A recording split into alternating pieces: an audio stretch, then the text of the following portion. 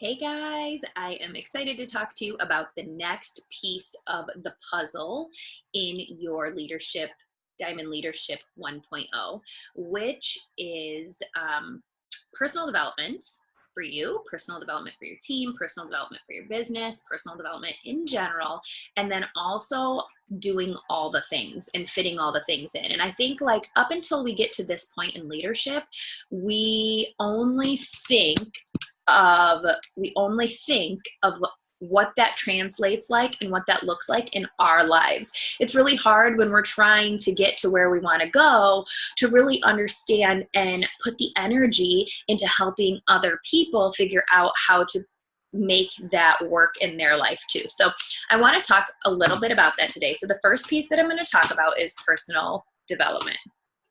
You guys all know that personal development is important. It's important for you. It's important for everyone. You are doing yourself a disservice if right now you are not recommending and encouraging your challengers and your current team to read personal development. And you have to understand that it has to be something that they need. Everyone can't just read the same book. Okay, so if you have a new coach and they come on and you have them read The Compound Effect, that's a great first book. And then you're like, okay, what's next? I loved Girl Wash Your Face, so I'm going to have you read that. That's a great book, right? It is, but is it what that person needs right now? And is it what you need right now? So I want you to ask yourself right now with your personal development, okay, fine, maybe you're listening to tons of podcasts. Maybe you're listening to tons of YouTubes. Maybe you're listening to lots of books on audio or reading, but are they inspiring you? Or are they inspiring you and giving you something to implement to move you forward?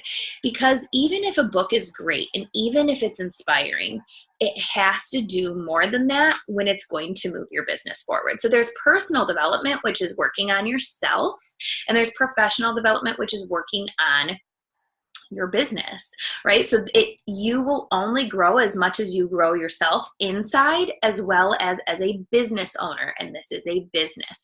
So what types of books might you read for personal development, right? I personally think things that help you to keep your cool. What are the things that you struggle with personally that if you could get under control, you'd be able to take it to the next level? Is it confidence? Is it patience? Is it time management, right? So that's personal development. You want to develop yourself in that way. But then what are the things that you struggle with professionally that you would need to do, learn to take yourself to the next level there? Is it leadership? Is it something with, you're going to need to get more tech savvy, right? What are those things? So I want you guys to go ahead and make a list of the things personally that you need to improve on. And I want you to make a list of the things professionally that you need to improve on. And I want you to look at those, and I want you to pick a book that you're able to move forward with personally and a book that you're able to move forward with professionally. And if you're anything like me, I like to kind of read two books at once, because in the morning I really like to be inspired personally, and in the evening when I'm closing down or maybe halfway through the day, I might want to read something or listen to something that's helping me professionally. So I always have two in my pocket. Currently, I'm reading the Rock Your Effin' Life by Misty and Motherella in the mornings. It gives me inspiration and kind of like a heck yeah type attitude to move forward. And then in the afternoons or the evenings, I am reading Girl Wash Your Face. Now, that's not typically one that I really need right now. I just read Build to Last. I'm reading this one because I want to read Build to Last again, but I wanted something in between. So I'm reading that one right now, which is motivating and helping me. But you know what it's doing is it's also helping me help people in my downline. Okay, so that's a big piece too. So you need to make sure that the personal development you're reading, first of all, and listening to, which is always, and I don't think listening to podcasts is enough. You have to have books that you're reading as well and listening to. Is aligning with what you need, but then you also need to make sure that your coaches and your customers are all having that same experience with what they are reading and what they're feeling, what their mindset is that it's feeding into them and what they need. So whether this is a business transformation that you're trying to create for you or someone on your team, or a physical transformation that you're trying to create for you or someone on your team or one of your customers, no matter what, the mindset has to happen for everyone across the board. So I would right now make sure that you're having that conversation with people, that you're helping them pick something to listen to, showing them how to fit it in their day, when to put it in their day, and really kind of helping them move forward with that. So it is not a check off the box, you guys. Personal development, professional development, it is not just a, yep, I did that today, let's check the box. It's not that. It is actually so much more. It's what's going to make you move forward in your business. Your business will only grow, and your coach's businesses will only grow, and your customers' results will only go to as far as you allow that professional and or personal development take you. So it's not just a check off the box. You have got to move forward in making sure it serves you, making sure it serves everyone else that you are mentoring. It is not a read 12 books a year. It is read and implement. Read this book, get what you need out of it, and let's implement it, okay? So you do need both. Your coaches need both. Your customers need both. Probably more personal at first, but they may at some point want professional, right? But don't be too quick to be searching for more that you don't develop those that are already there. So a lot of times we pour into finding more and more and more people. With this personal development piece, you guys, it's a very good way to take the people you already have that already know and like and trust you and help grow them into the people that are going to be your leaders. Just because they're not your leaders or don't want the business or maybe don't see themselves building a huge business or whatever right now doesn't mean that without your guidance in this way that they couldn't turn into those people. So really make sure that you're loving on those people and giving your people that you have right now the attention and the love that could transform their lives while still pulling other people in.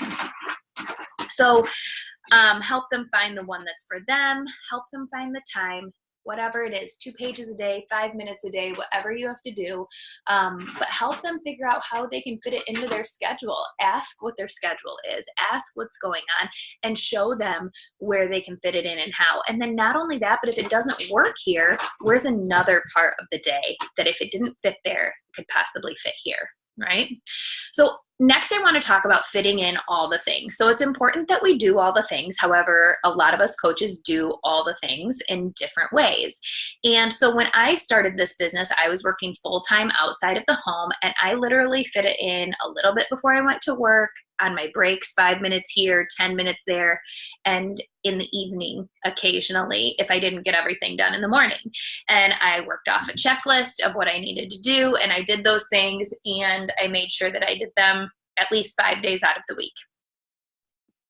I didn't overthink posting. I just did what I did. I stayed on my journey, and I made sure people knew what I was doing and that they were welcome to join me, and I was excited. And I talked about it with everybody, anyone that I could, okay? Once I had Owen, I was able to have a pumping time at work where I was able to work the business in that time. Now, the important thing is that you don't just have those times. You guys already know this, that you're working the business, but you also have those times that you are, that you know what you're doing in those times. It's important for you to help your coaches know that as well. When are they able to do this, and what are they doing in those times, right? And then, so when I was part-time, I was able to dedicate chunks of time and actual power hours on the days that I didn't work, right? And then when I was full-time at home, now it's kind of funny because I'm back to occasional power hours, but a lot of pockets of time again. Now, this is nothing new for you, and at your level, this is like information that you probably didn't really need to know. But the reason I shared it with you is because we're going into the next piece of the level that you're at. All the things that you did or I did when I was full-time and working, they worked then because I was strictly in phase 1 of my business. I was strictly in phase 1. Phase 1 is my business, my network growing, my personal development, my journey, my posting, my inbox, my outgoing messages, my invites. Phase 1 is my business producing activities, my power hour. Okay. When I went part-time and I was working, I was part-time because I was able to, because of the income that I've developed with this, right? So I had a team that I had to pour into. So I still had to do those, my phase 1, but I also had to do my business, build my leaders, okay, build my team. And that's a hard part that a lot of people don't understand, is that we think that we get very imbalanced with our, we're going to call phase 1 and our phase 2. And sometimes, especially when then maybe we go full-time or we hit diamond, or we're at a place where we feel like we really need to pour in here, we do. However, a lot of coaches find that they put so much into systems and solutions and their team that they stop growing their phase 1. It is so, so, so important that you always stay in phase 1. Phase 1 is your first and foremost. And phase 2, which is this right here that I'm doing with you guys right now, is important, but that it is not imbalanced, okay? So they say, corporate, other 15-star diamonds coaches, successful coaches across the board recommend that with the time that you have, right? If you only have an hour a day, you really, and have leaders, right? Then your phase 1, 45 minutes of that hour needs to be your phase 1. 15 minutes of that hour needs to be phase 2. You're 90% your business, 10% team. When you get to 5-star, it might be more like 80% your business, 20% your team. When you get to 15-star, it might look more like 70% your business, or 65% to 20, 30, 40%, something, right? But so what I really am trying to say here is that you should always be more in your business in phase 1 than phase 2, because the best thing that you can do for your team is recruit a new team. Showing your team that new people are coming on, new blood, new excitement, new. That's what they're going to do. And it is a momentum and energy that just multiplies across the board. So you always have to be, and you're never going to be continuously doing that if you're so much in phase 2 that you're neglecting phase 1, and you're sitting here thinking that you're working so much because you're on a call with this person and you're helping them with this and you're answering questions on this and you're developing this, but you're not inviting and growing your own business. And it can be a struggle because people here can demand your time. They need your help. But you have to find a way that they can know and that you can know that that's fine, but your business comes first. So is that getting your power hour done in the day, or what is it, right? So you want to make sure that, let's say that you end up doing this full time, like Jackie is able to do this full time, her kids in school, her team, her phase 1 to phase 2 right now is pretty much 50-50 because she has that time. She has like 6 hours. So of course she can put 3 hours into her business and 3 hours into team. It's 50-50 because of what she has. However, if she was at a different phase in her life, or if she didn't have that much time and there's a day that she only has an hour and a half to 2 hours she can work, I bet you on those days, if you asked her, she's more 75% her team, 25% team, right? Or her business, whatever. So you have to look at the time that you can really realistically put in a day, and then make sure that you are more in your business than any place else. Now, unless you have 6 hours a day to work your business, anyone at this point right now should be 90% your team, 90% your own business, 10% team. Even when you get to, higher goals and you have more people on your team, it might go a little bit more, but it will never be 50-50. It'll always be at least 70-30, 60-40 maybe. But the only way it would ever be 50-50 is if you just have this huge chunk of time that you can put a lot into both. Okay, so you need to figure out what is the time that you can work in a day, right? And then you're going to help your coaches with this too. Because what happens when we get a new coach and they just have all these questions and they want us to answer everything, you have to create those boundaries, help them be resourceful, help your coaches to understand that they also need to make sure that their business gets done first, then phase 2 as well. And they'll obviously hear that later and when they reach different leadership levels. So your goal, you guys, is to get to 2-star. Your next goal is 2-star. And then you want to create as many 2 stars below you as you can. It's all about emerald tribes, which create 2-star teams. 2-star, 2-star. And if you can do that, open up your second business center at 2-star, get it to 2-star. Open up another business center, get it to 2-star. These 2-star teams, first of all, you're going to start getting that bonus. But second of all,